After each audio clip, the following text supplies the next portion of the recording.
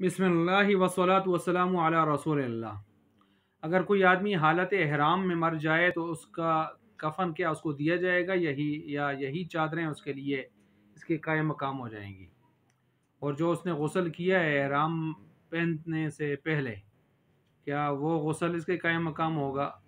ये मसला भी बहुत सारे हजरात ने पूछा है, तो इस वजह से मैंने कहा इसका जवाब भी हो जाना चाहिए। याद रखें, मैयत का गुस्ल तो उसकी रूह निकलने के बाद ही उसका गुस्ल होता है ना, पहले का उसका गुस्ल जो है वो इसके कायम मकाम नहीं हो सकता। एक बात।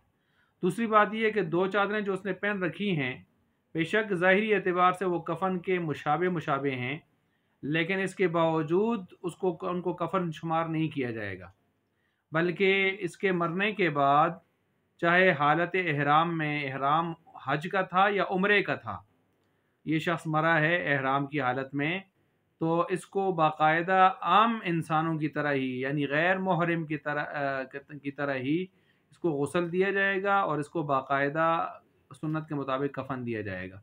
बेशक इन्हीं चादरों को आप कफन के तौर पर इस्तेमाल कर लें, लेकिन आम मुर्दों की तरह ही गुस्ल और कफन का सिलसिला किया जाएगा।